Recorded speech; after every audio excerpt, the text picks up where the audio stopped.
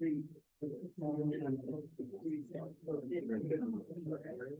no. Babe, can you get the door? Oh, sure. Yeah.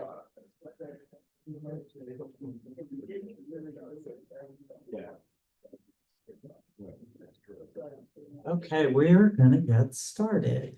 We are now live on the YouTube. So welcome to our viewers online and welcome to all of you. As a few of you have heard me say, I usually tell people we don't really do events in August because it's so hard to get a crowd. So thanks for proving me wrong. Welcome to this centenary celebration of James Baldwin's birth. We'll be exploring the gay novels of James Baldwin.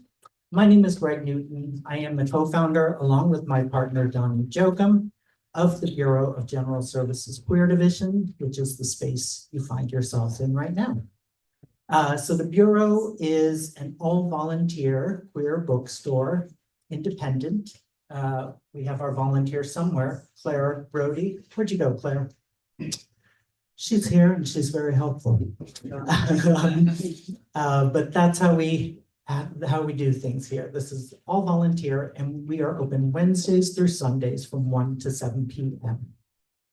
So as an all volunteer organization, we are in the habit of asking for donations. So I'm going to pass a bag around. If you're able to throw something in there, we appreciate it. You can also give on Venmo, those of you online. It's at BGSQD. Those 5 letters, and there's a little QR code for you there. I'll pass that around. There's change in the back. What was I gonna say? Oh, if you'd rather support us by buying books, we very much welcome that. But if you're able to support us in one way or another, we appreciate it. If you're not already on our email list, you can sign up for that at the back of the room or on our website, which is bgsqd.com. So thanks for coming out.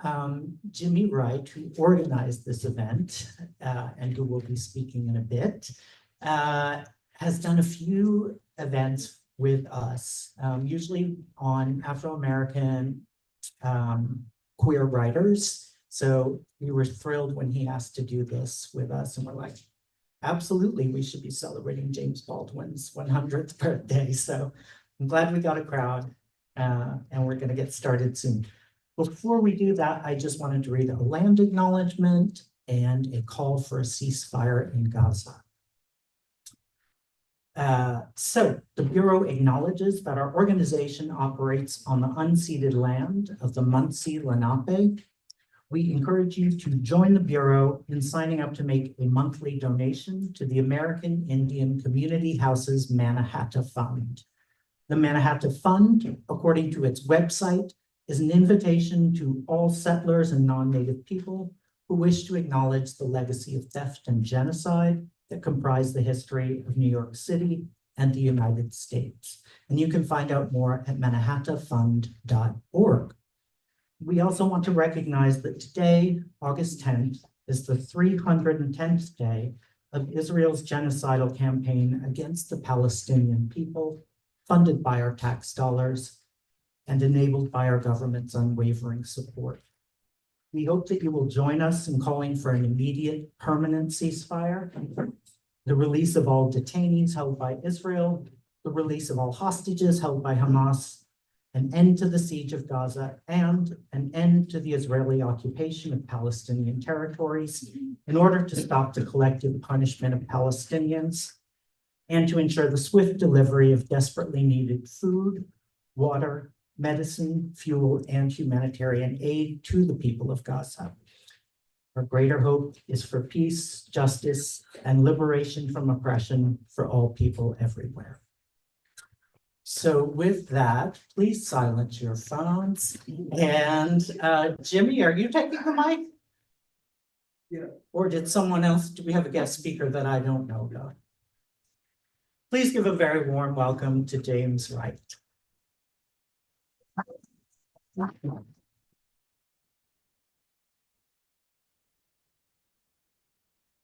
Thank you very much, and welcome again in August. We were not expecting this big a crowd, but we're pleased.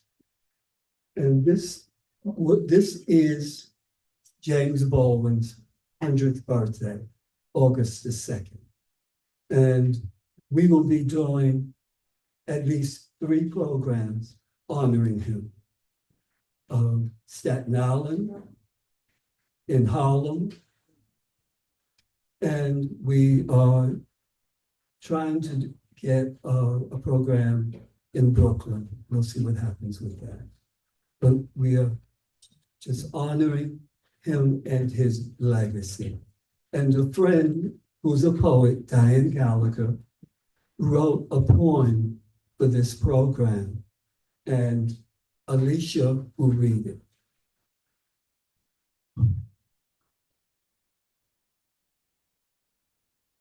Hello. A tribute to James Baldwin. To be young, gifted, Black, male, raw, and gay in the 1950s, and to talk about it all. Make it visible, audible, small stature, luminous eyes that peered into America's soul, was America's conscience. He waged a literary holy war, sang on the mountaintop, prophesied the fire next time, visited Giovanni, lived in another country, gave Beale Street a voice, took the trains no matter how long, knew intimately Mr. Charlie and the blues. He gave evidence of things unseen, unheard, unreleased. Stubborn as steel wool, he roared poetic testimony to race and people. He was a raging prophet with a wide, impish smile. He was a witness who sought no protection, who was eloquence with no frills. No white nor Black can diminish his Blackness. No subtraction here. He is multiplication, squared by boundless brilliance. From a cocoon he flew, a beautiful Black butterfly.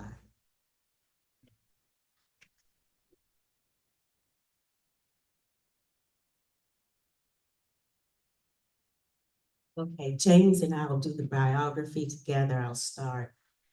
James Arthur Baldwin was born August 2nd, 1924 in Harlem Hospital. His mother was Emma Burtis Jones. His father was unknown. He died either of suicide or murder before James' birth. Several years later, his mother married David Baldwin, a minister from Louisiana, almost twice her age. He adopted James, and they had 8 children, 5 girls and 3 boys. Baldwin attended PS 24 and JHS 139 in Harlem, and the elite all-boys high school DeWitt Clinton in the Bronx. He wrote articles and short stories for the school newspaper Magpie. Also writing for the paper was Richard Avedon, Saul Stein, and Emily Capuya.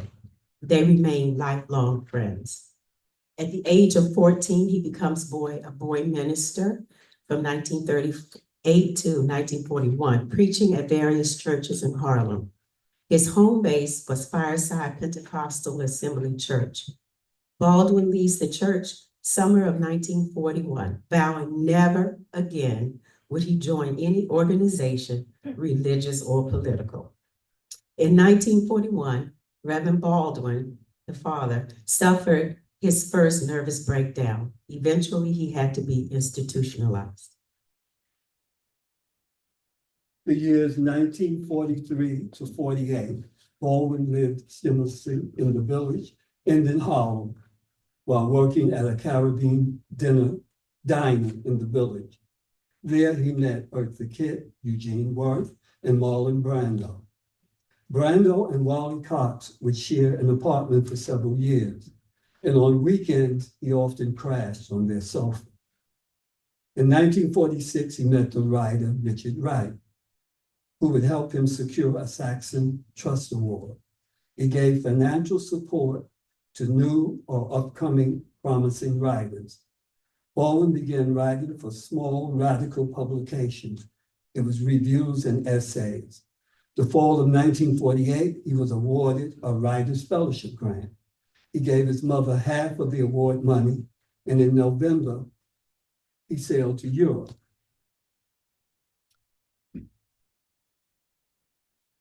Soon after arriving in Paris, he meets the classical dancer Bernard Hassel, the painter Lucien Happersberger, the love of his life, and renews his friendship with Richard Wright. The winter of 1950, Baldwin became seriously ill, and Lucien asked his father permission to bring Baldwin to their estate in Switzerland to recover and finish his novel, Crying Holy in My Father's House. He couldn't decide which title. The novel was completed in the fall of 1953, titled Go Tell It on the Mountain. Baldwin stays in New York briefly, promoting the book and visiting family and friends before returning to France. Between 1954 and 1957, he received 3 fellowships and grants from various organizations. It enables him to complete his novel and a book of essays. His play, The Amen Corner, was staged in Washington, D.C. in 1956 by the Howard Players. It was well received, but closed after a short run. The novel, One for My Baby, created an uproar, especially in this country. Baldwin returns to the U.S. in 1957 to get involved in the civil rights movement and to write for theater. At the urging of his friend Marlon Brando, he joined the Actors Studio workshop and worked there with director Elia Kazan on several projects.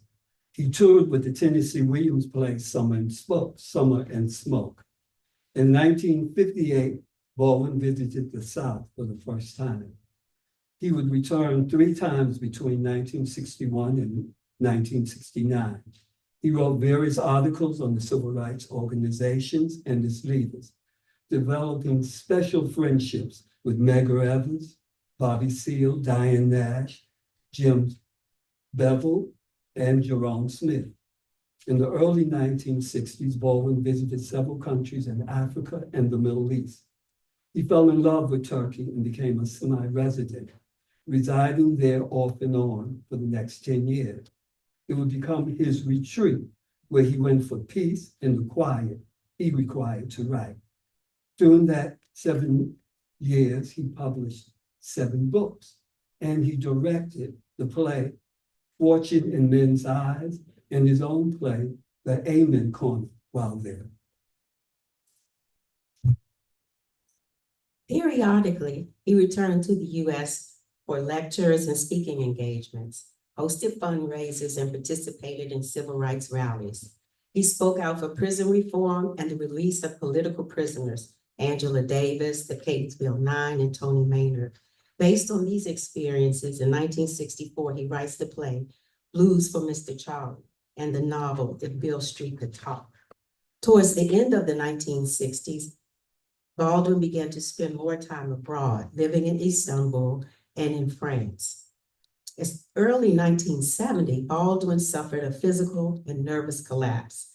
He was hospitalized for several weeks. Upon his release, he went to St. Paul. No, he went to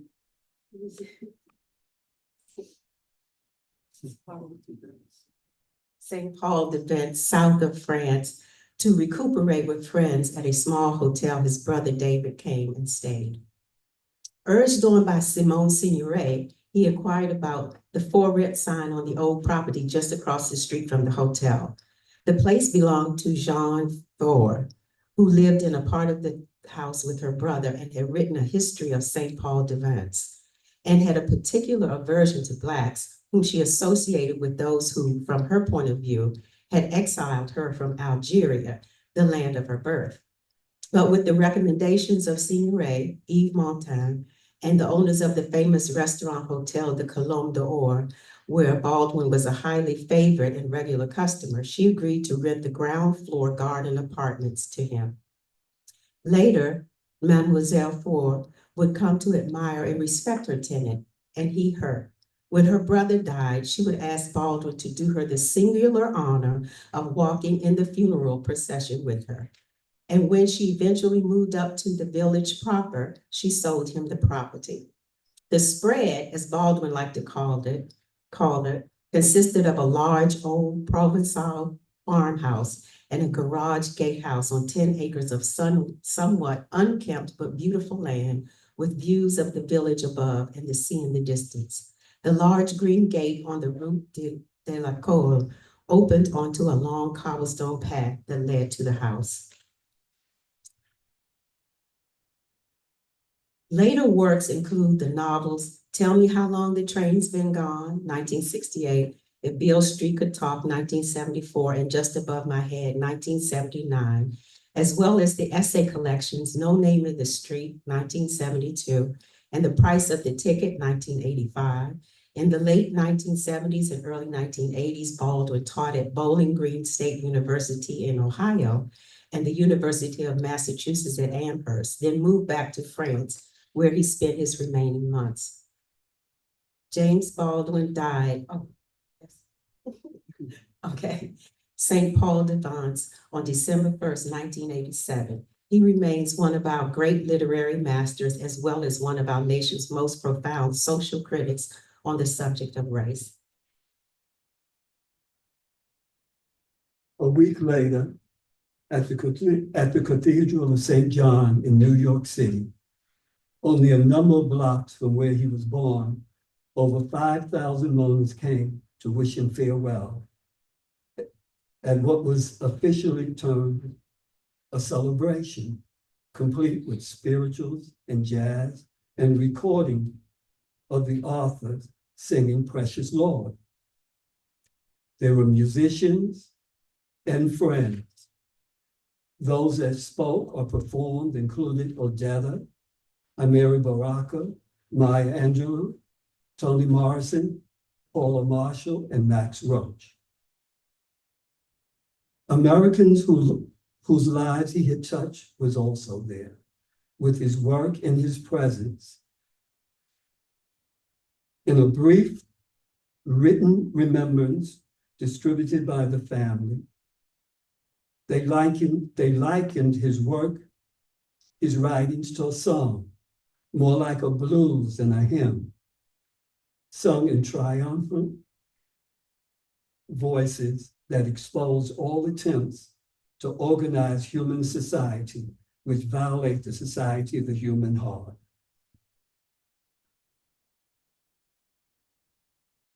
Are there any questions about Baldwin and what we just covered?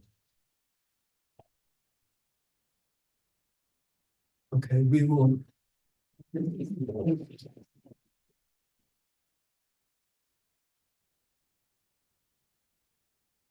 There are 4 novels of Baldwin that had major Black gay characters of, and there was one, Giovanni's Room, which only had white characters. We are going to cover 3 of these novels. The first one, Giovanni's Room, Donnie, who is the co-founder. You are?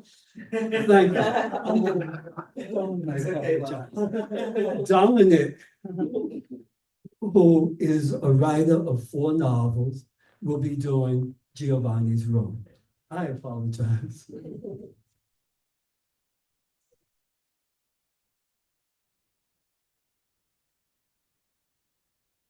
Hi, everybody. I'm Dominic Ambrose, and it's my pleasure to talk about James Baldwin's groundbreaking novel, Giovanni's Room. It's groundbreaking because it is about the queer experience, but it's not only about the queer experience. It's about white characters, but not really about white characters. It's very complex in its simplicity. A gifted writer can get outside of his own skin and spin a tale about human relationships in their elemental form so that we can apply it to our own lives. I believe that this is what Baldwin intended with this novel. At the beginning, we only meet one character, David, a white American. He is alone late at night in the south of France, packing his bags to go back to the United States in the morning. He reveals himself in bits. There is a girlfriend named Hella. Actually, she's his fiance, and she's already left for the United States. Something has gone wrong in that relationship, but David is unwilling to tell us exactly what it is. He's not even sure that it was a serious relationship at all. If he ever loved her, or if he had proposed to her for all the wrong reasons.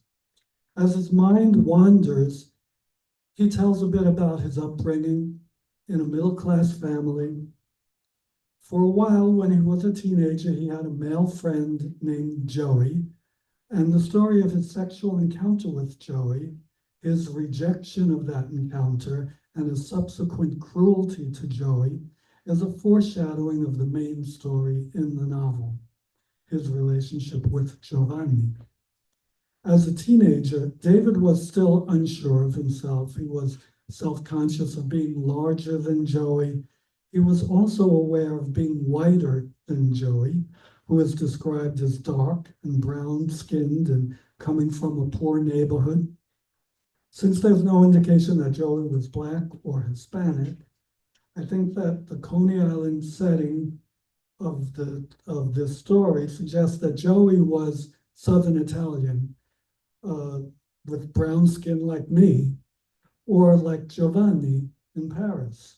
This is important because Baldwin is making clear here that there's an ethnic and class-based factor in David's relationships with other men. David has a clear sexual type that attracts him, and he takes comfort in being whiter and taller and from a higher social class than the men he has sex with. There's a dryness to David's reminiscences that lays bare the fact that his reflections are not accompanied by any ability to recognize his own motivations or to learn from his experiences. Little has changed in him since his adolescence, except that now he is more confident in his ways and more arrogant.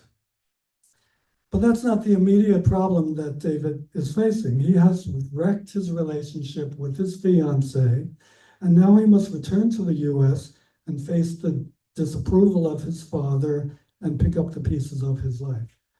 And did I mention that Giovanni, his Parisian lover, is on death row, waiting to get his head chopped off in the guillotine in the morning, just as David is leaving the country? Yeah, there's that too. David mentions that in some throwaway comment in the middle of all of his ramblings. Baldwin tells the story as a first-person narrator. I did this and I did that, so that we naturally have the tendency to identify the main character with the author of the story, but that would be a mistake.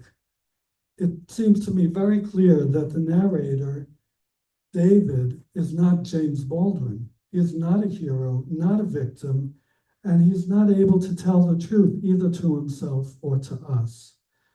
We are lost at sea, stuck with an untrustworthy, self-centered narrator / protagonist with no independent source of truth. It is for us to discover that David is, in modern parlance, a dick. Incapable of caring about the people he hurts all around him, and that he will probably continue to be a dick for as long as he lives. Giovanni's room itself is not some large, sunny apartment in Rome overlooking the Tiber and the Colosseum. And Giovanni is no fashionable playboy. As we soon see, Giovanni's actual room is a dark, dirty, and smelly hole in the wall, no bigger than a prison cell. And Giovanni is a non-legal Southern Italian immigrant living in a grim section of Paris with no working papers and eventually no job and no money. He is the grown-up version of Joey, and David will inevitably treat him in exactly the same way. He's also David's type, and David is immediately infatuated with the bartender Giovanni when he serves him his drinks. David develops the class-based relationship that he is most comfortable with, that of the privileged American and the poor brown foreigner with limited options. Oh, and did I mention that David is cheap?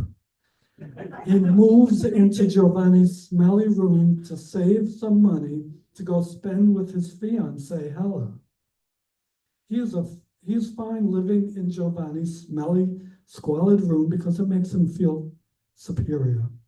This goes on for a few months, but once Giovanni is faced with economic difficulties of his own, David begins to have his doubts about how much he is willing to invest in this gay relationship. The problem comes to a head when Hella returns from her lengthy stay in Spain, and he must decide his next step. He had ample time to figure out a strategy, but he hadn't bothered. Instead of facing the situation with honesty and well thought out tact, David simply dumps Giovanni, leaving the apartment one morning without so much as a goodbye. Giovanni is devastated, fearful that something terrible has happened to David. Clearly, Giovanni has invested much more in this relationship than David has, and the disappearance and subsequent cruelty of David when they do meet again sends him in a downward spiral that ends up in murder. When we meet David at the beginning of the narrative, feeling sorry for himself in the south of France, Giovanni was in prison in Paris, waiting to have his head chopped off in the guillotine. This is a side note. France still used the guillotine as for capital punishment up until 1977. So this is in the 1950s. We gradually become aware that David seems little bothered by that fact. He says nothing to defend Giovanni when Hella jealously calls him a sordid little gangster, echoing the tabloid newspapers of Paris. And he has not so much as lifted a finger to help Giovanni, to give him comfort, or to advocate for him in the judicial process. He has simply abandoned Giovanni to his fate on death row while he and Hella escape to the south of France. Does David fail to see that this hurtful behavior is at least partially responsible for Giovanni's meltdown? Yes, he fails to do that, just as he fails to see that when sailors eye him on the street and make lewd comments, it's not because he's been randomly targeted, but because he himself has invited that kind of behavior. There's always a way to blame someone else for his failures. So when Hella discovers him in a Marseille hotel with several sailors, he faults Hella for not comforting him as the victim of his own dishonesty, rather than apologizing to her for his dishonesty to her. It's David's despicable behavior that drives the entire story and feeds the central betrayal in the story, his betrayal of Giovanni. And now for the personal application of this tale. It reminds me of an occurrence in my own lifetime that mirrors this in some way. When I was young, my family lived in a poor section of Brooklyn. I had few friends, and my best friend was a black boy named Butchie who lived down the street. Butchie had a sister named Leatrice, who was the same age as my sister, and the four of us spent several summers together every day just running around and playing in the street aimlessly and unsupervised. It was the most significant friendship of my childhood. When I was about 10 years old, Butchie and his sister moved away, probably not more than just a few blocks away, but far enough that we would never see them again, except for one summer afternoon a year later. So when I was about 11 years old, we'll say around 1961, I was watching cartoons on TV in the living room. My sister came running into the house and she said to me, Butchie and Leatrice are across the street. They want you to come outside and sit with us. I turned around and I said, nah, I'm watching cartoons. She tried again, but when I said no a second time, she turned around and ran back outside. I went upstairs to the front windows where I could see the playground across the street. There was Butchie and Leatrice and my sister sitting on a park bench talking. It made me sad, but not sad enough to go outside. In the course of that 1 year, in 1961, away from our friends, I had learned something, that Black boys and white boys could not be best friends. Even if we lived on the same block, we lived in different worlds. And I wanted to be in the white world that I was just learning about. So with few regrets, I went back to my cartoons and forgot all about Butchie. In later years, I reflected on this and thought, oh my God, I hope that Butchie did not know what had happened, that I had rejected him because I had somehow become aware of how race works. But then in further years, I came to realize, of course he knew. And certainly he would know immediately every time it would happen to him again for the rest of his life. James Baldwin did not have to tell the story from Giovanni's point of view. His readers knew that story of betrayal. They knew it quite well. He told it from the perspective of the privileged in all of its abysmal cruelty. David, the narrator, would just step over the chopped off head of Giovanni and go home to continue his life as a closeted man and probably forget that Giovanni ever existed. I feel like he is saying to Giovanni, that's too bad, Giovanni, but you know, you brought it on yourself. You didn't have to put all of yourself into being gay and into being with me. You didn't have to come to Paris to look for a job, bringing all that drama with you. So later for you and your head, because right now I'm going back to my life, looking forward to some bearded straight marriage and some street corner hustlers.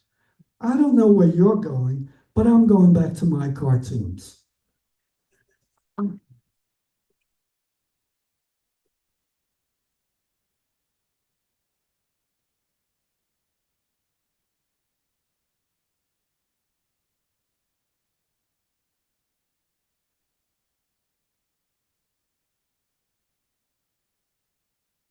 Thank you, Dominic. And I want to mention that he is a novelist that has written 4 books. I've read 2 of them, and I think they're fantastic. Next is Another Country. And Donnie, who is the co-founder of this great library, bookstore, has agreed that he will talk about Another Country.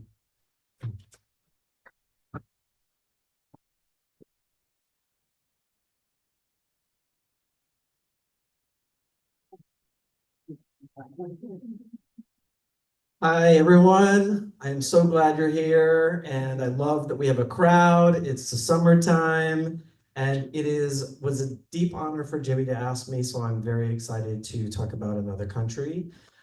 It's a daunting, complex novel, but first of all, can I get a huge high five? Who has read Another Country? I mean, real high up. Okay, so we're in the minority in the room. Here we go. Another Country was published in 1962. It took 7 years to complete. Leading up to publication, James Baldwin was occupied by activism, writing, travel, organizing, and speaking engagements. He was an in-demand journalist, ventured deep into theatrical writing and television, also published Nobody Knows My Name at this time. He was touring the American South as part of the Civil Rights Movement and is navigating, while living in Paris, the structural racism and colonialism of France in its war on Algeria. He wrote from Paris to Mary Painter, an economist at the embassy, American embassy in Paris, who Baldwin met in 1951 and was lifelong friends with. whom another country is dedicated to, says, I am in another country briefly, but this country is in a difficult world. Things are not going well here. And this is an allusion to white supremacy and Western domination. At this time, it's his political transformation that occurs as he travels to Turkey, countries in Africa, and Israel. He develops an interest in Islam and a non-Western orientation of the West. Baldwin comes through this period transformed and a formal enemy of the US state. These were the consequences and costs of what he called paying his dues, which is a recurring note in another country, as voiced by Ida Scott. Baldwin struggled to write Another Country partly because it's a painful retelling of the 1946 suicide of Eugene Wirth, a young African-American intellectual who became Baldwin's best friend by the age of 19 and who had convinced him to join the Young People's Socialist League. Eugene leapt from the George Washington Bridge. To honor him, Baldwin created the character of Rufus Scott. It has been noted in research that there is a possibility that Wirth was romantically attracted to Baldwin. Baldwin shared that they were never lovers, that Wirth loved him, and Baldwin perhaps wished they had been. James Baldwin wrote to Bill Cole around 1958, after years of work on Another Country, that he might not live to complete it. But a fellowship from Ford Foundation for $12,000 over 2 years renewed his energies and provided for a decent living in Greenwich Village on Horatio Street. Post-publication in 1962, James Baldwin, because of his writing activism and being an openly queer Black novelist, the FBI and J. Edgar Hoover, obsessed with depictions of queer sex in Another Country, elevated Baldwin's status even further as a public enemy. It garnered attention because of its similarity in many aspects to Henry Miller's Tropics books. In spite of the protests which arose for the moment of publication, there is comparatively little specific sexual description. Another Country showed Baldwin, as jazz musicians say, on top of the beat. Baldwin said, quote, I think I really helplessly model myself on jazz musicians and try to write the way they sound. I am not an intellectual, not in the dreary sense that word is used today, and do not want to be. I am aiming at what Henry James called perception at the pitch of passion. The novel is ambitious in length and scope. It attempts to show Black and white characters sharing equal footing and explores the reasons for their failure to do so. It's set in the mid-1950s. The majority of the novel centers on Greenwich Village and Harlem. Another Country is a third-person novel demarcated as books 1, 2, and 3. Our focal characters are Rufus Scott, Black jazz musician; Vivaldi Moore, Italian raised in Brooklyn, aspiring unpublished writer, boyfriend to Ida Scott; Leona, Southern white woman, girlfriend to Rufus Scott; Cass Selinsky, white woman, Richard Selinsky's wife, mother of 2 sons; Richard Selinsky, white man, published writer, mentor to Vivaldo; Ida Scott, Rufus's sister, Black aspiring singer, girlfriend to Vivaldo; and Eric Jones, actor from Alabama, former lover of Rufus Scott. So this in itself, the fact that there are 7 characters, created all kinds of drama for James Baldwin. He questioned his writing abilities at some point during the work, and it is complex because the narratives overlap and they're all interconnected. Some themes include love, racism, relationship dynamics, abuse, both physical and psychological, gender expectations and norms, sexuality, social standing, violence, public and private, nationalism, poverty, and success. The themes of Giovanni's Room, expatriation, the healing force of love, and difficulty accepting it, are amplified in Another Country. Another Country went through many drafts, and Rufus was created last. I found this really very interesting. And Baldwin says that he did that because he couldn't write the rest of the book and have it make sense if he didn't add Rufus. It is a novel not without flaws, but that's another conversation. Here's where we begin. We meet Rufus Scott, jazz drummer, walking through Manhattan. It's October, November, windy, cold. He's walking to a certain jazz bar, nightclub. He's entirely alone, hungry, unwashed. In book 1, chapter 1, we learn how Rufus arrived at this moment, his meeting Leona, their relationship and living together, fraught with distrust, abuse, racial dynamics, their pasts, and ultimately the relationship's ending. His friendship with Vivaldo, seemingly his only friend in the world, his connection to Cass and Richard, his love and adoration for his sister Ida and his family's expectations, his relationship with Eric Jones, a gay lover in his past, feeling that he has nowhere to go, tired, low, feeling sickness over Leona, who has been taken back to the South by family and institutionalized. This sickness, as we just mentioned, gets mentioned again later by other characters as a signal of love's existence, a tangling up of the guts.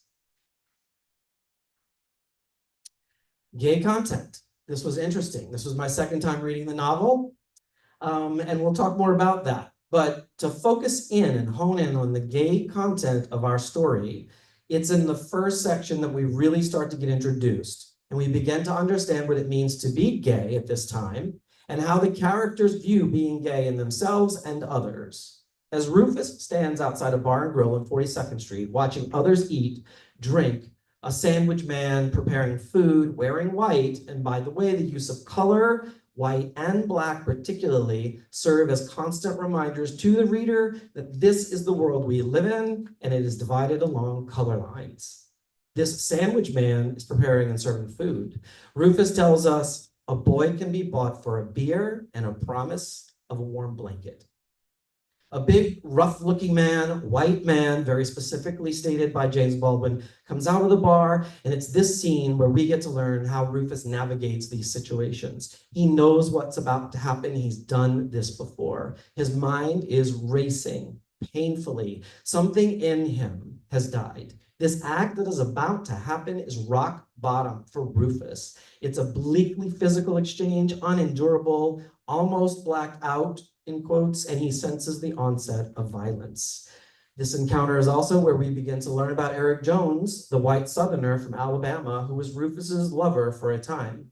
He thinks of Eric for the first time in years after the white man from the bar and grill leaves. Rufus empathizes with Eric's loneliness, wishes he would have been nicer to him. He despised him for coming from Alabama. Rufus tells Eric he acts like a girl or something. What links the white man and Eric in Rufus's mind is his telling them both, after they express their intentions and desires for him, I'm not the boy you want. I'm not the boy for you. Before he jumps, a black man sacrificed or killed, as in other Baldwin narratives. Rufus remembers Eric in the same breath as Leona. He only remembers the love they gave him, not the awkwardness, his treatment of them, or the roaring in his head, the pressure in his chest. I'm focusing intently on Rufus because he is, as I've learned in writing books and workshops, the elephant in the room that all the characters must deal with. They must confront him and his absence. He is the central binding link between the people with whom we're about to take this journey, how they confront his death and its aftermath. James Baldwin ingeniously keeps Rufus alive for the course of the novel through the meeting of, the interactions with, and remembrances shared by other characters. Rufus, or Eugene Worth, is immortalized, is a presence, a vapor even throughout. And this in turn engages the reader to also confront Rufus's death and reasons behind it, and inevitably immortalizes Eugene Worth and brings him back to life today as you read the novel. The gay content in Another Country might surprise us, is more bisexual in nature as it concerns affairs, relationships, and sexual encounters. More homoerotic in tone at times, as illustrated by expressions of love between men, physical closeness of bodies without sex, and questions of, have you ever been? Would you? Rufus asks Vivaldo, have you ever wished you were queer? Vivaldo smiles, looking into his glass. I used to think maybe I was. Hell, I think I even wished I was. Rufus's response is, "So you've been all up and down that street too." We get an acknowledgement here from Rufus about his queer past. This past is primarily signaled by the character of Eric Jones. We learn that Eric, like Baldwin, has moved to Paris to escape his family and past in the South, escape New York. Eric has had trouble in New York and fled. Also, like Baldwin at the time, Eric is in a relationship with a man, and there is uncertainty about the future of the relationship, about the dynamics, about deciding on what to do, committing. For Eric, he is returning to New York for a role on Broadway, and his younger lover for the past 2 years, Eve, will be joining him there at a later date. Here again, in France, after his death, we are reminded of Rufus. Something in Eve, which reminded Eric of Rufus, trusting smile, brave, tough vulnerability. Eric considers Eve a seasoned and able adventurer. There is nature, ferocity in Eve's eyes, someone already in motion toward whatever it was he wanted. This expression frightened Eric. Eve had lived by his wits on the streets of Paris until he and Eric met. Eve himself tells his mother, whom he considers a whore, "I am just a good for nothing. It is just as well that I'm good looking. That's how I live." Eric Jones is also a character testament to James Baldwin's understanding and experience with the American South, racism, and queerness. We learn that Eric had loved Henry, the Black handyman who drank too much. Part of his responsibilities was the furnace room. And it's here that Eric and Henry had a connection. Henry full of stories, Eric awakened to his voice, the sticky, sweet smell of Henry's breath. Eric witnesses Henry crying one day, and this stirs something in him. Eric felt that what he felt for Henry was wrong. It must be secret. Wrong because Henry was a grown man and colored, and Eric a boy and white. Eric dressed up in his mother's clothes at night, posturing in front of the mirror, hence him becoming an actor maybe. He was menaced in a way that other kids weren't. There is also Leroy, 17, a porter in the courthouse, a year older than Eric. They're friends, they hang out, they walk together. Leroy is considered bad, the town starts to talk. Everything in Eric ached and yearned for the act, though he could not name it. Eventually, they both express wanting to get out of town. But Leroy knows the deal. Eric is naive, or he had been unable to allow himself to know. And that thought is also a major throughway through the entire novel, especially from Ida, who confronts most of the characters to tell them, you need to confront, you need to understand. How can you love someone if you don't know who they are and what they went through? So allowing yourself to know is important. And Leroy knows he can't escape and that Eric can. It's through Eric in this scenario that Baldwin expresses, quote, "I don't know why people can't do what they want to do. What harm are we doing to anybody?" But Leroy tells Eric, "You really out for trouble, ain't you?" It's more about what will happen to Leroy, not Eric, since Eric is white, his daddy owns half the folks in the town, and has the ability to escape. And this is where Eric's exile from home begins. Across other parts of the novel, we witness or learn that, in no particular order, Vivaldo and 6 guys picked up a young queer in the village, drove him back to Brooklyn, forced him to blow them. They beat him, took his money, his clothes, and left him. It was wintertime. He questions himself on this part of his character, on a part of his identity throughout the book. Vivaldo's father thinks he's queer when he wears a red shirt. Eve tells Eric, people do not take the relations between boys seriously. They do not believe there can be tears between men. The subject of masculinity is a routine question. We cross paths in Washington Square with 2 glittering, loud, talking fairies. Eric pulled in his belly, looking straight ahead. The birds of paradise passed. Their raucous cries faded. Ida said, "I always feel sorry for people like that." Steve Ellis, the TV guy helping Ida Scott launch her singing career and fucking her behind Vivaldo's back, says, "Why should you feel sorry for them? They've got each other." Ida shares that a couple of waiters at her job are like that. They tell her everything. They're very sweet. Of course, they make wonderful escorts. You haven't got to worry about them. And Vivaldo somehow, in response to her, knows that they don't cost much either. He'll pick one up for Ida next week and they can keep him as a pet. Eric and Cass have an affair, cheating on both her husband, Richard, and his boyfriend, Eve. Eric is questioning his own fate. He must, as he tells Vivaldo, accept or decide some very strange things right away, meaning his affair with Cass and Eve's imminent arrival to New York. Vivaldo, upset that Ida may be out with Ellis, convinced they're having an affair, meets up with friends at a bar. There's commentary about three aimless youths ogling a woman in the bar that will end like they usually end, with the youths having group masturbation afterward. There's a wrestling match on TV that describes sensuality and groaning, wrestlers who really should have been at home in bed, possibly with each other. Vivaldo gets drunk and high with these friends, goes back to Harold's apartment, and it's here on the rooftop that Harold, after getting them all high, lays with Vivaldo in hopes of sex. Vivaldo tells Harold about his past with boys being a long time ago. Still, Vivaldo lets him lay with him, holds him close, and acknowledges to himself that yes, something could happen. Then a strange, unexpected aspect of this scene, Vivaldo in his fantasies and in reality, sometimes seeing a boy who reminded him of his younger brother, Stevie, passed him and he watched him, felt something, wanted to touch the boy. So he knew it was there, the gay tendency. Is this a note of incest in another country? Or just boys exploring and Vivaldo analyzing, still developing this side of himself? Around page 323, again, this is a massive novel. It is complex. Around 323, Ida, in an argument with Vivaldo, calls Eric a poor white faggot from Alabama who wanted to make Rufus as sick as himself.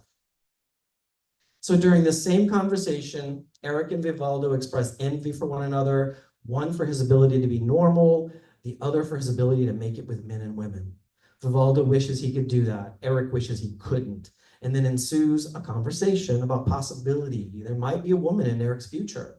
Not Cass. That's an affair. She's married. And Vivaldo could possibly get all hung up on a boy someday. Eric, shifting characters, questions himself and his beliefs in love, saying maybe it was easier to call himself a faggot and blame his sorrow on that. Eric views the affair with Cass as an opportunity to change, and he was glad for it. We're not sure if this is glad for it. Do I want to be with a woman or do I want to stay with a boy? Eve. What am I doing with this? But he says that he too, like Vivaldo with Ida, is in love. His name is Eve. He's coming to New York very soon. James Baldwin closes the novel with Eve's arrival to the airport to another country where Eric is waiting. Eve looked up joyously and waved, unable to say anything, and all his fear left him. He was certain now that everything would be all right. So I want to highlight, we opened with Rufus. Nothing of his belonged to him anymore, nowhere to go, tired low, entirely alone in a city without possibility, without escape. We close with Eve. Quote, then he was in a Vester hall, waiting for his luggage, with Eric above him, smiling down on him through the glass. Then even his luggage belonged to him, and he strode through the barriers, more high-hearted than he had ever been as a child, into that city which the people from heaven had made their home.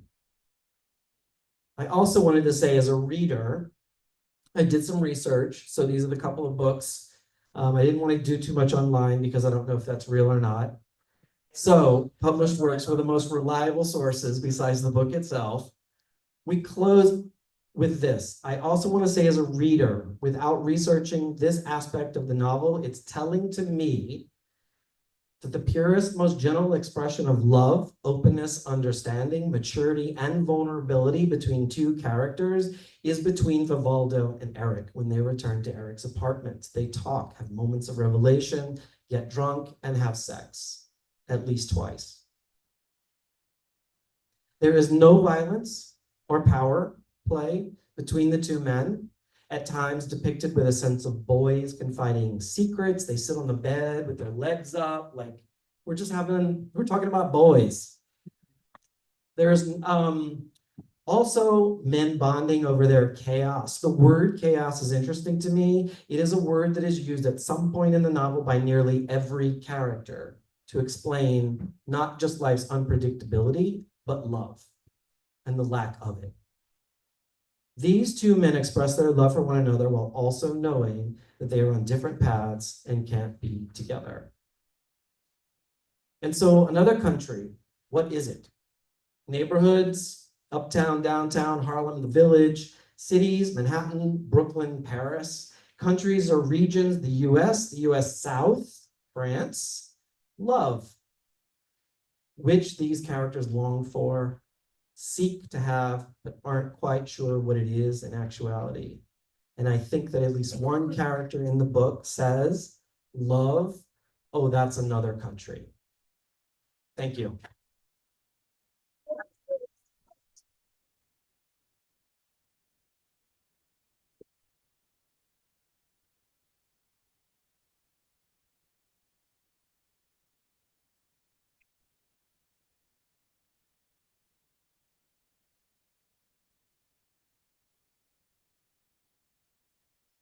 The program is about Baldwin speaking about love and sexuality. So Connie and Alicia will recite some of his quotes about that theme. Everybody's journey is individual, and life being what life is, you don't know with whom you're going to fall in love. You go the way your blood beats. I've loved a few men and I've loved a few women. My sexual identity is really a matter between me and God. Often, there is a price to pay for whom you choose to love, but the price of not doing so is even greater. Genuine love between two people, not the gender of the lover. That is what's important. Homosexual, bisexual, heterosexual, all are 20th century terms, which for me have little meaning. If one is to live at all, one has to get rid of all the labels. I will live my life as I please, and I will fall in love with whom I choose. American males are the only people I ever encountered in the world who are willing to go on the needle before they'll go to bed with each other. The American ideal then of sexuality appears to be rooted in the American ideal of masculinity. This ideal has created cowboys and Indians, good guys and bad guys, punks and studs, tough guys and softies, butch and faggot, black and white. It is an ideal so paralytically infantile that it is virtually forbidden as an unpatriotic act that the American boy evolve into the complexity of manhood. Love is our only salvation, and the race or gender of whom you love simply does not matter. The fact that many Americans consider it a disease says more about them than it says about homosexuality. Thank you.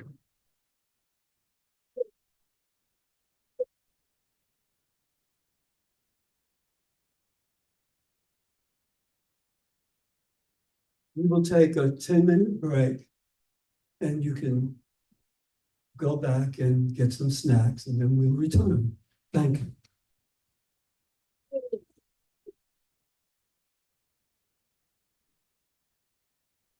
Thank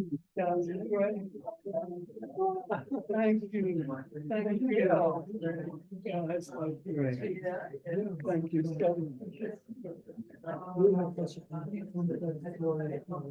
my God, you could have gone a whole hour. Oh my God, just on that alone, we could have talked all day. And Just the carriage. And then you thought the rest of the book, you go have a workshop and teach the class. There's so much. Thank you. Especially about having. Wonderful. Thank you. They're complicated. It's very hard. So I had to really. Jimmy would be pleased. Well, better late than never. Exactly. Exactly. Somebody said we had talking on the phone today, the same stories he's telling, You know, we're working on it. that's what we're doing. We have to work on it. Get rid of all Oh, yes. bad and move on. And I think we are moving on. Yes, oh, yeah.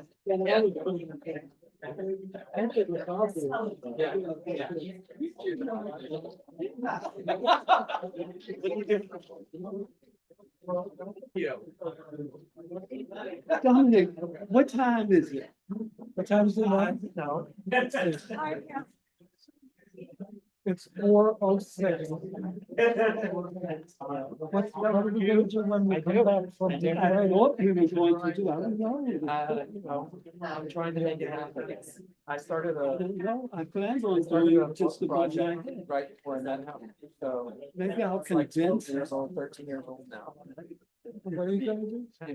It's still The there. dog will yeah, just it's- above all this, okay. But I don't know. So all of it is like, took 7 years to write this book. And he said something in a quote somewhere, and like, writing is the hardest thing. ever. Like, the hardest work. So. Okay, yeah. Y'all are leaving, are you?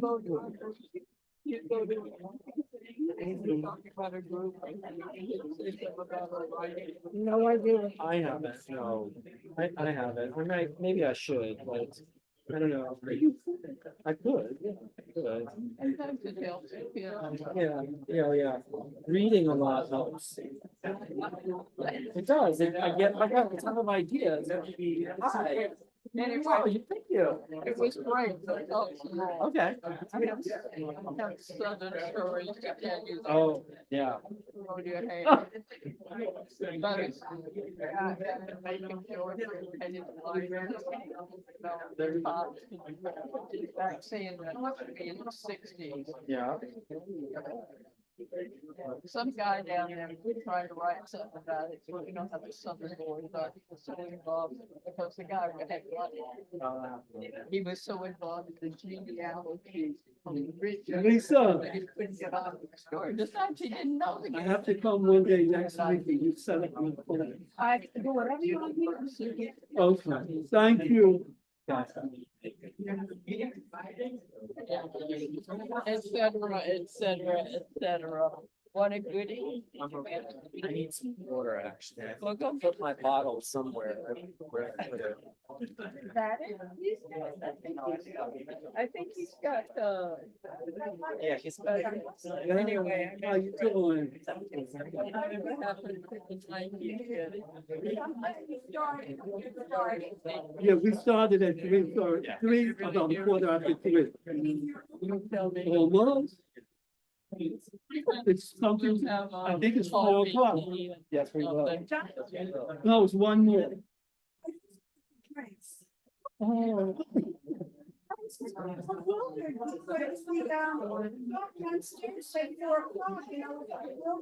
Yeah. Yeah, no, we started.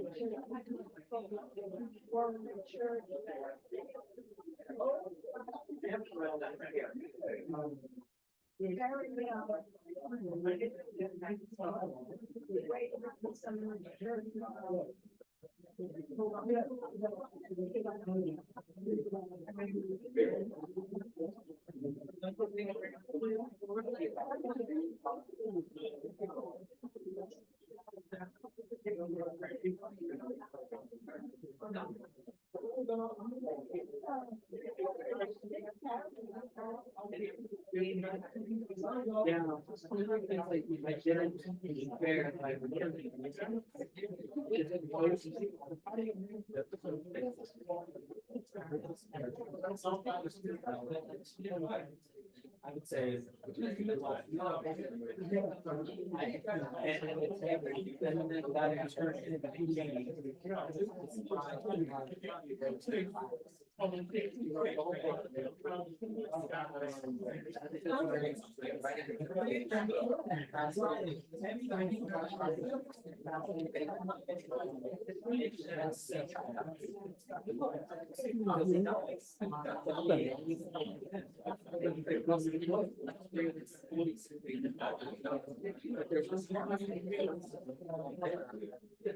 Everybody shows up.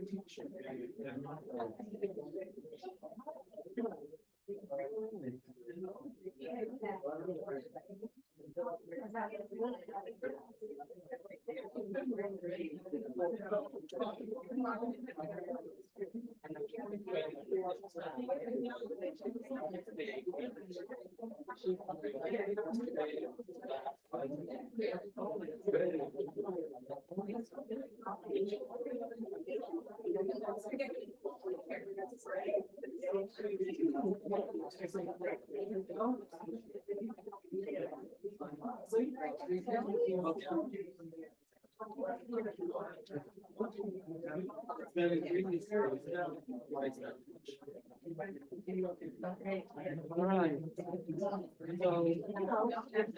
Say IRAs with, so we have that for a year.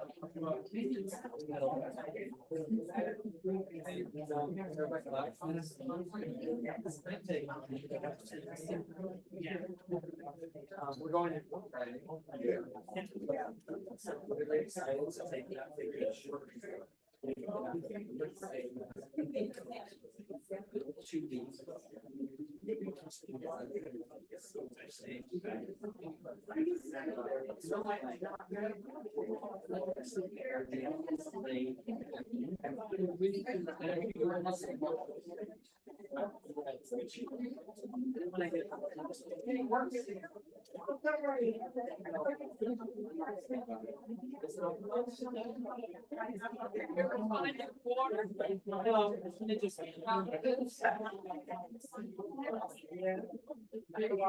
Oh, is there? Okay.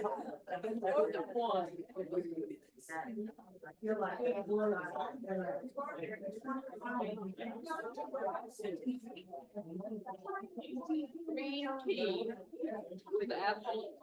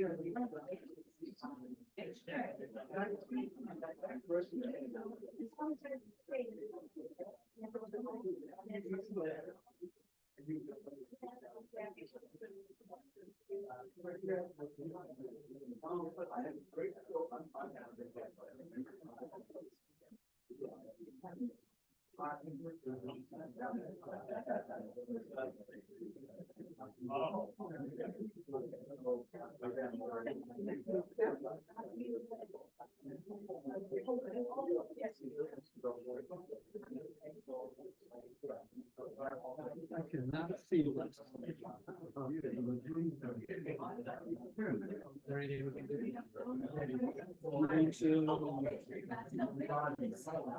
I know a lot. You know, it's just that I have things written down.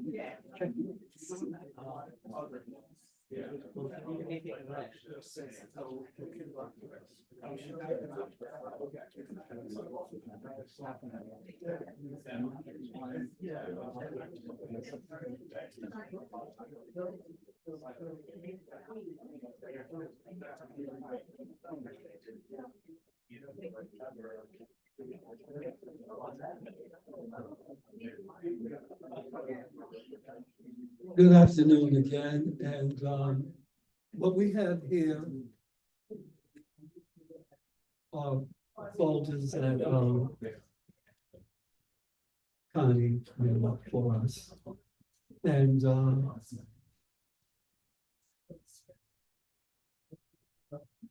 this one is a biography of Baldwin in photos. And we can pass it around. Pretty figure. And I do what I'm asking because we didn't expect this bigger crowd. And I was told that the copier isn't working. And the elevator.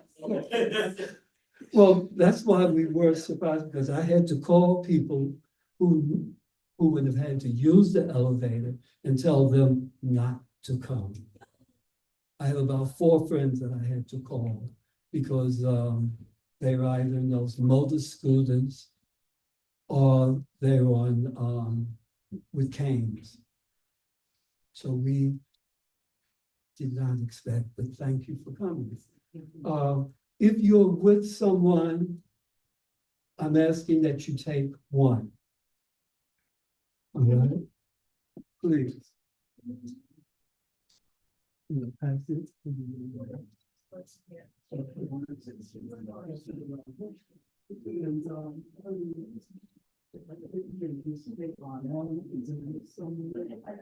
This is always that I think it's third.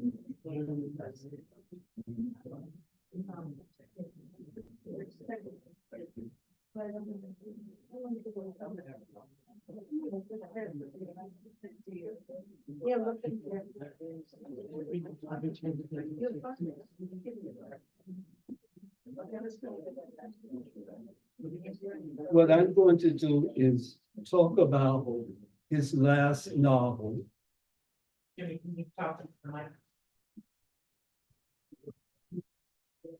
What I'm going to do is talk about his last novel, which is Just Above My Head.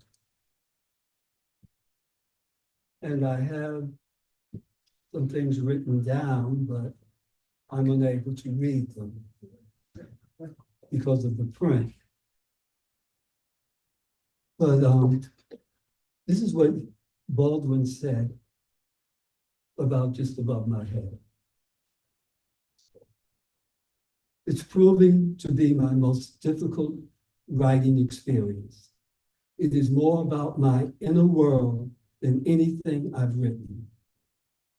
Just Above My Head takes place basically in Harlem. It's one of the few novels he wrote that takes place basically in Harlem. The other is Go Tell It on the Mountain, his first novel.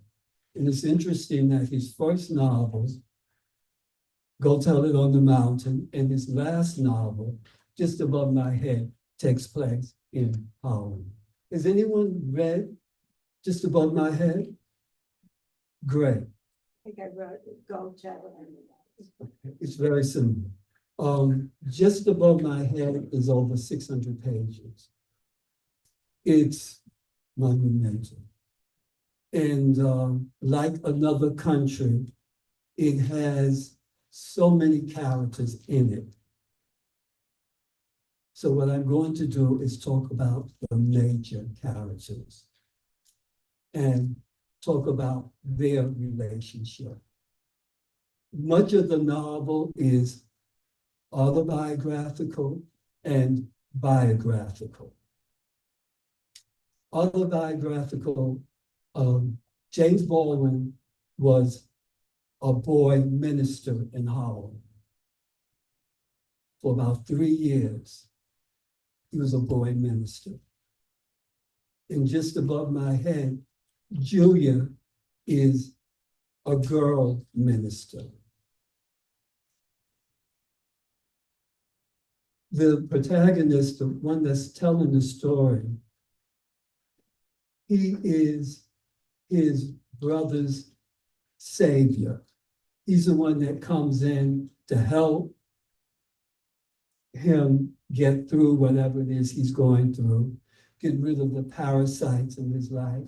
And that's what James Baldwin's brother David did.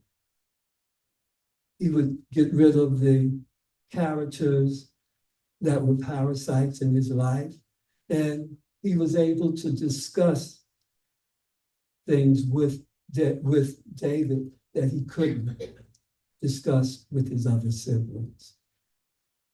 David was his rescue mate.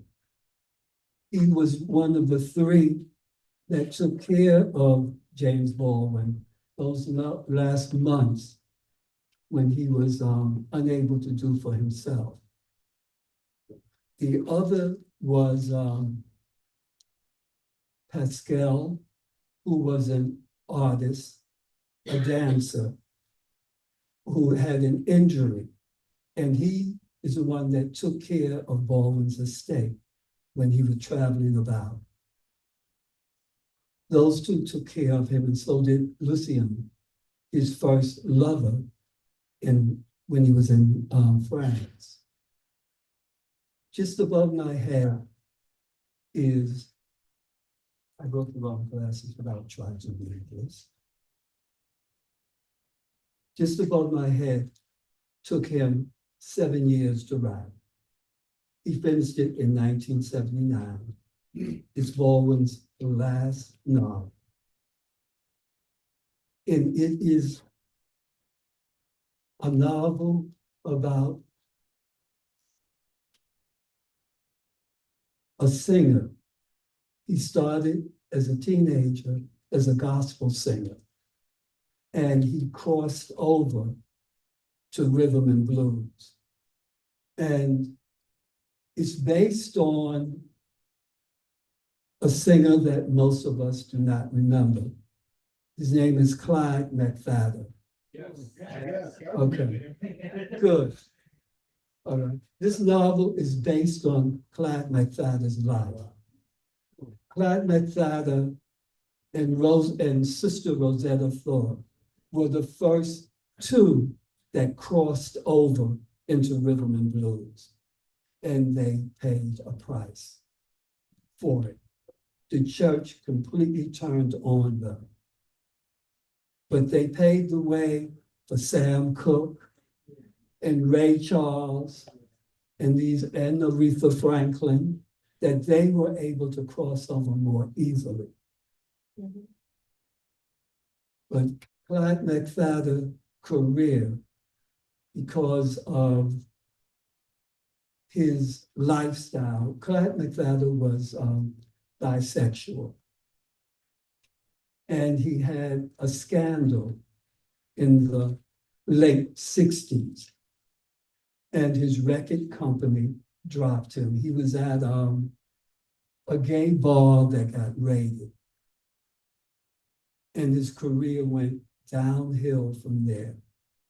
And he died an alcoholic, a forgotten person. But he sang with the Dominoes, and he was the lead singer. There were many that followed him. Smokey Robinson was one of them.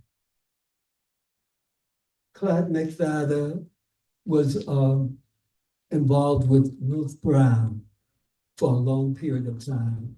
In her autobiography, she admitted that her oldest son, Ronald, was Clyde McFadden's son.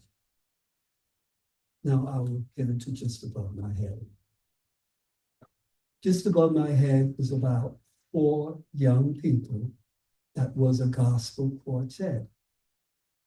And to make money for their church, they traveled throughout the South singing. David Baldwin, James's brother, was part of a quartet that traveled through the South singing. And he was one of the freedom singers also. He is the one that gave James the idea, and then he took it on. Most of James Baldwin's fiction is based on some fact of someone he knows. Most of his fiction is always based on some fact, and then he takes liberties with it. Just Above My Head is something that's autobiographical, because Julia, the female protagonist, is really James Baldwin. Paul, the brother that tells the story, is really David Baldwin. And Paul tells this story about his brother because his brother is either bisexual or homosexual in the beginning. He has affairs with Crunch as a teenager, and then he has an affair with Julia's younger brother, who is called Jimmy. And it's Jimmy who saves his life because he becomes an alcoholic. And it's Jimmy and Hall that gets him through and redeems him. The beginning of the novel is similar to Giovanni's Room. In the beginning of the novel, you know he has passed, because that's what Hall is talking about. And it's Hall that tries to save him and save his reputation.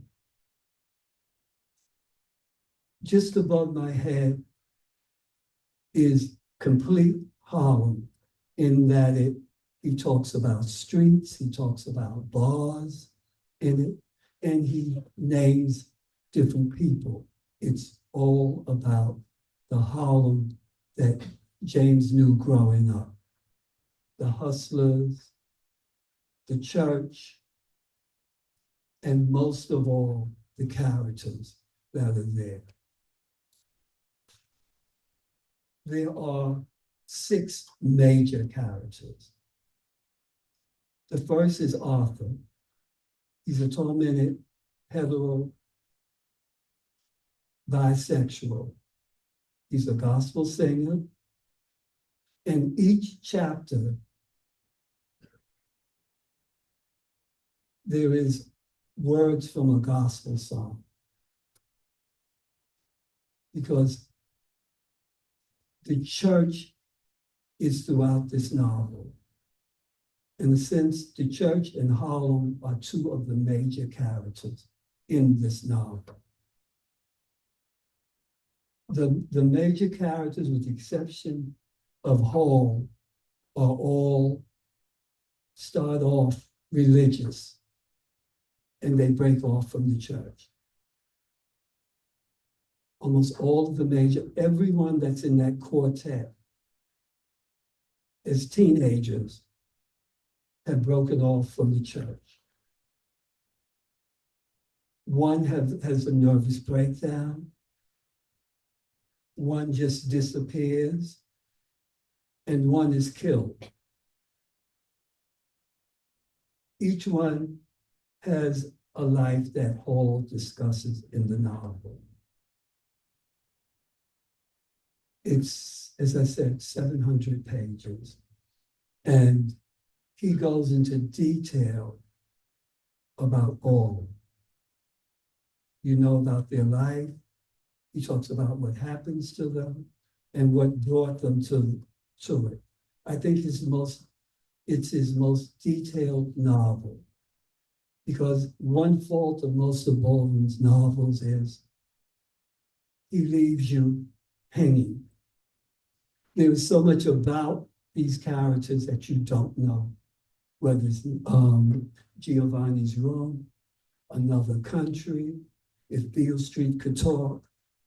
This, his last novel, is the one where he goes into details about all the characters in the novel. You know exactly what happens to each one. Those of you that haven't read it, are there questions? Because I would highly recommend this novel. Yes. Still in the book here? Do they have? Yes, they do. Yes, Yes, we have a copy. We have one copy. One? Well, But we can get more.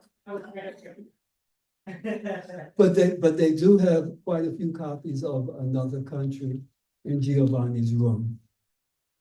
you can order to. Yes, and the bookstores have all of his books now.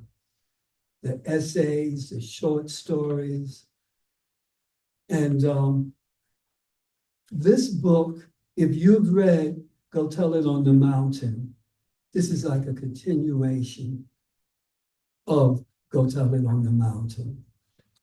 So if you've read Go Tell It on the Mountain, you will identify with these characters in this book. Okay, I'm going to end the program. And I would like Connie, Alicia.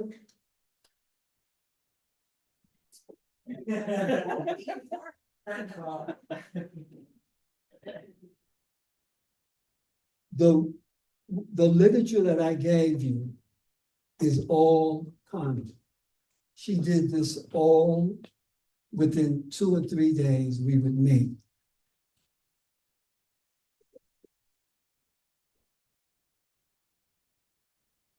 And there is so much more that I did not hand out because I didn't have enough, because I assumed we'd be able to make copies here.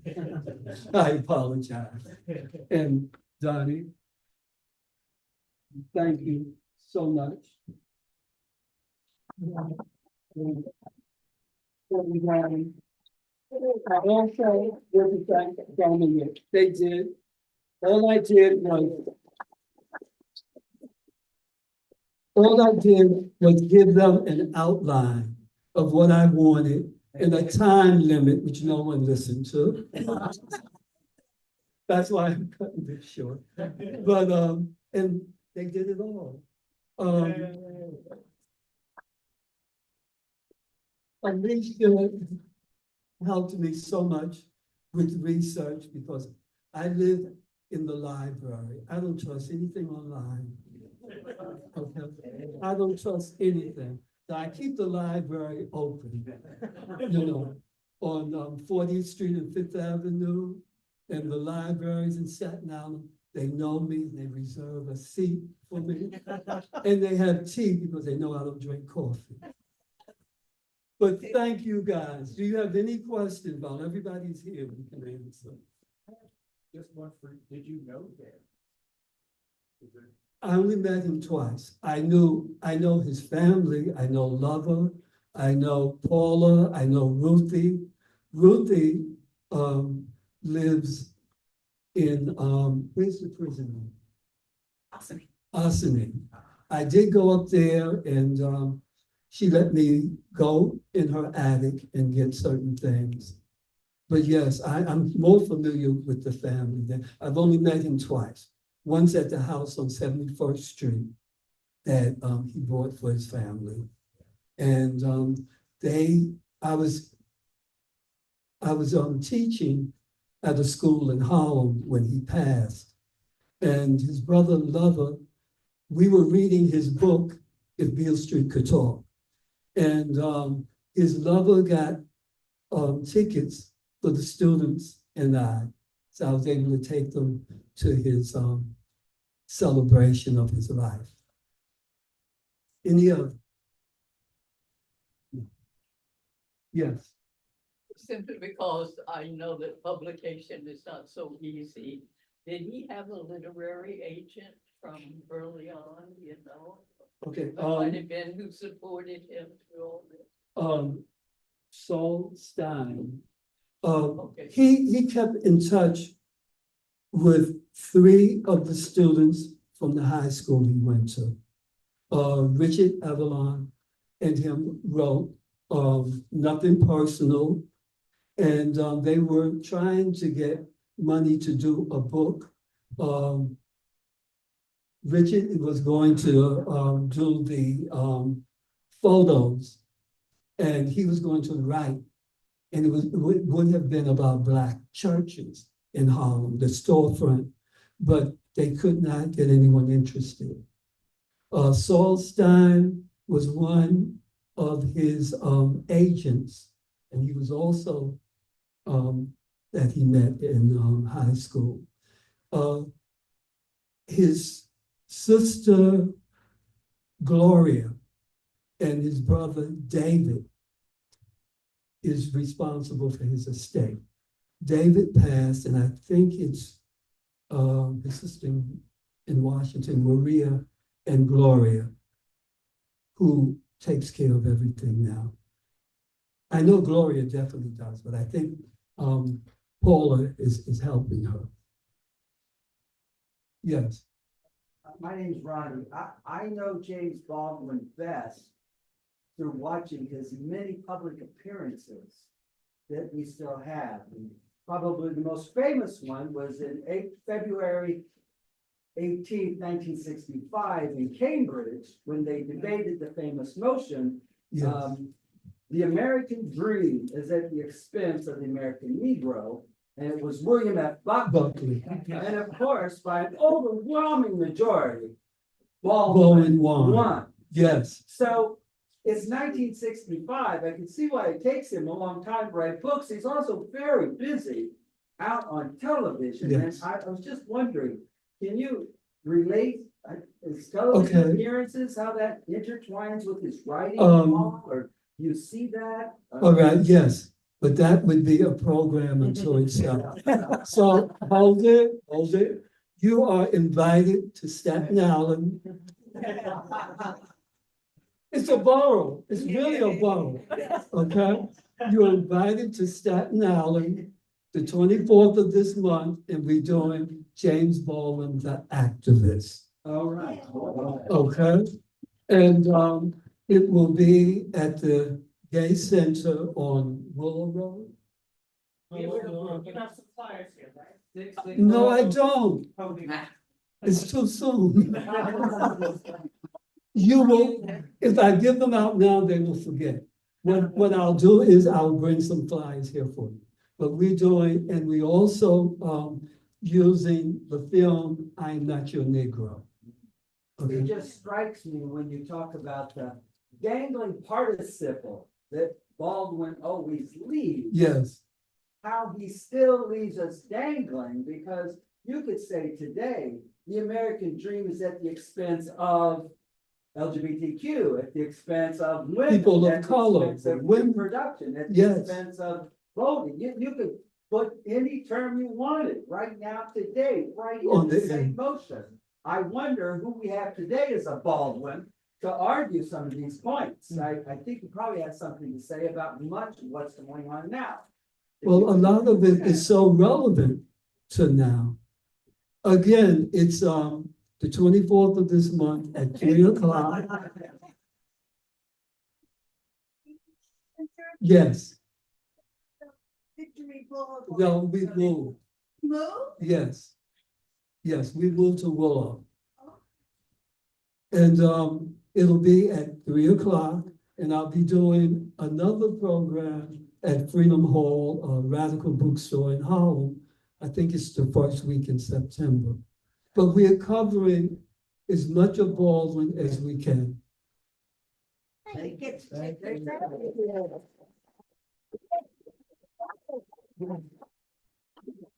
Any other questions? Yeah, I just. So how far away is, the new center from the ferry? You have to take a bus. It's a 51 bus, it's the only one that goes. It's not as close. It's not, no. So I just wanted to say that it is always a pleasure working with James Wright because he has so much knowledge here. And I now have become his personal secretary in a way, to help him get the knowledge out. But I just want to just emphasize how much work he puts into, it's not, I sit with him for a couple of weekends, but he has put so much work into it beforehand. So I just want to recognize how wonderful, how much he cares about the content. It's a lot of work. It really is. It really is great for him to put on this program. So thank you very much. Thank you. Thank you, Janet. Thank you. And goodbye to our online viewers.